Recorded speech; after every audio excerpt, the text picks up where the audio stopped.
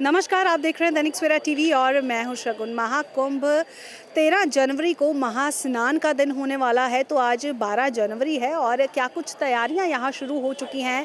बड़ी गिनती में जहां श्रद्धालु यहां नतमस्तक होने के लिए पहुंच रहे हैं, वहां साधु बाबा भी यहां पहुंचे हुए हैं। क्या कुछ तैयारियां इनकी तरफ से की गई हैं, उनसे भी बातचीत करने की ज़रूर कोशिश करेंगे। लेकिन सबसे पहले अगर बात करते हैं कि जहाँ बड़ी गिनती में श्रद्धालु यहाँ पहुँच रहे हैं, वहाँ बड़ी गिनती में साधु बाबा भी यहाँ पहुँचे हैं, अलग अलग अखाड़ों के साथ पहुँचे हैं और बहुत उत्साह के साथ पहुंचे हैं। तो यहाँ महाराज जी मौजूद हैं, इनसे बातचीत करने की कोशिश करते हैं। जय श्री राम महाराज जी। जय श्री राम। महाराज जी, कल महाकुंभ की शुरुआत होने वाली है, महास्नान का कल पहला दिन है, तो क्या कुछ तैयारियां आपकी तरफ से की गई हैं? तैयारियां तो प्रशासन की बहुत ही पिछड़ी हुई है। कल्पवासियों को इतनी दूर दे दिया है कि बेचारे बुजुर्ग जो गंगा स्नान के लिए आए उनको 6 से 8 किलोमीटर तक पैदल दौड़ाया जाता है और पुलिस प्रशासन उनको इतना घुमा देता है कि लोग त्रस्त हो जाते हैं। इनको तो पहली व्यवस्था में मार्ग को सुगम करना चाहिए कि जो आ जा सके। एक आध मार्ग ऐसा इनको रखना चाहिए जिससे कल्पवासी अपने सर सामान के साथ आए। अब 10 किलोमीटर इन्होंने वाहन रोक दिया। जो कल्पवास 1 महीने का करता है वो तो बेचारा परेशान हो रहा है। कितनों की तबीयत खराब हो गई। हमारे एक गुरु भाई के शिविर में कल रात को एक 45 बहुत अच्छे व्यक्ति अध्यापक थे और भी काम करते हैं सैदाबाद के, उनको हार्ट अटैक आया, ख़त्म हो गए। भाई कोल्ड कालरा पकड़ लिया, भाई हार्ट अटैक आया उससे। और एकदम अच्छा, कहीं कहीं शौचालय की व्यवस्थाएं नहीं, शिविर लग चुके हैं लेकिन शौचालय नहीं बने हैं। नल की व्यवस्था इतनी है कि बेचारे 100 मीटर 150 मीटर से बाल्टी में जल लेकर आते हैं तो भोजन। ये व्यवस्थाएं इनकी बहुत ही पिछड़ी हुई है। चक्कर प्लेटें हैं, आदमी गिर के चुटहिल होते हैं, उसको इन्होंने कायदे से लगाया नहीं है। बालू जहाँ पड़े हैं तो पड़े ही हैं, उसको विस्तृत से बिछवाया नहीं गया है, उस पर छिड़काव कायदे से नहीं हुआ है। और जहाँ छिड़काव हुआ है वहाँ मिट्टी बहुत है, इससे लोग कभी कभी वाहन भी स्लिप कर जाते हैं। पैदल बेचारे आने जाने वाले बुजुर्ग हैं, वो फिसल के गिर जाते हैं। तो इनको ऐसी व्यवस्था करनी चाहिए किसी को परेशानी न हो, और शौचालय की और नल की इसकी व्यवस्था अच्छी करनी चाहिए कि लोग अपना रह सके। और पर्ची सुविधा पर्ची ये देते हैं, वेंडर के हाथ भी जाता है तो वहाँ कहते हैं कि हमारे यहाँ टेंट खत्म हो गए। बताइए, अब 10 दिन आदमी वहाँ दौड़ेगा, ये व्यवस्था नहीं है। जब इन्होंने टेंडर लिया होगा तो कोई ना कोई लेकर इनका आपस में समझौता हुआ होगा कि इतना हम आपूर्ति करेंगे। तुम नहीं करते तो 10 छोटे छोटे को आगे करो। अब लोग पर्ची लिए लल्लू जी एंड संत और दुनिया सब के यहाँ जाते हैं और वहाँ वो काम हो नहीं पाता।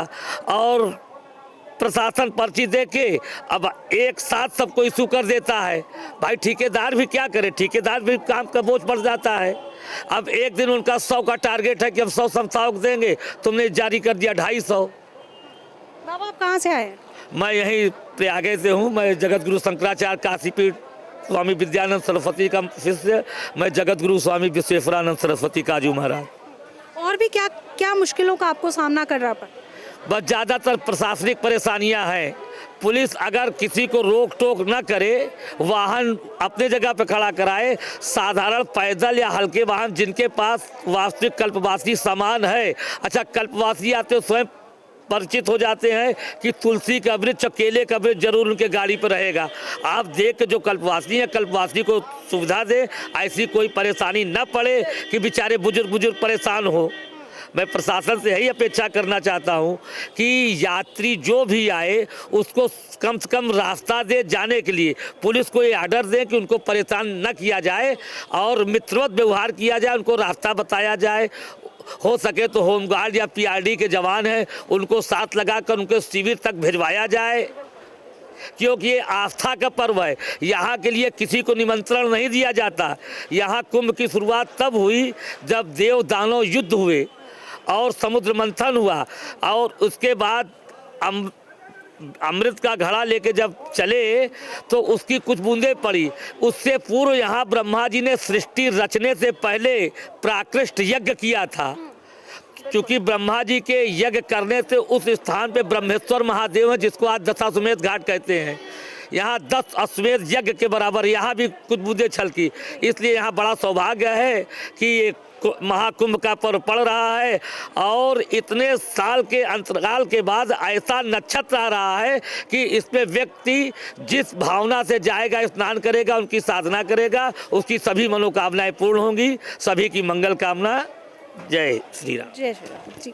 तो जहाँ पर यहाँ श्रद्धालु पहुँच रहे हैं, वहाँ पर बाबा साधु भी यहाँ पहुँचे हैं। तो जहाँ लोग खुशी खुशी यहाँ नतमस्तक होने के लिए, स्नान करने के लिए यहाँ पहुँच रहे हैं, वहाँ बाबाओं का ये कहना है कि बहुत सारी मुश्किलों का उनको सामना करना पड़ रहा है। प्रशासन की तरफ से पूरी सावधानी, पूरी जो रास्ते हैं सारे बंद कर दिए गए हैं, जहाँ से इनको चलने की काफ़ी मुश्किल का सामना करना पड़ रहा है, क्योंकि घाट काफ़ी दूरी पर है। तो जो रास्ते हैं वो बहुत पहले बंद कर दिए गए हैं। और इसके साथ ही इन्होंने महाकुंभ की शुरुआत कैसे हुई वो बताया, और क्या महत्व है महाकुंभ का उसके बारे में भी जानकारी दी, और क्या कुछ खास तस्वीरें इस महाकुंभ से जुड़ी रहेंगी वो भी हम आपको साथ साथ दिखाते रहेंगे। आप बने रहे हमारे साथ और देखते रहे दैनिक सवेरा टीवी। मैं शगुन बबर, कैमरामैन रजनीश शर्मा के साथ।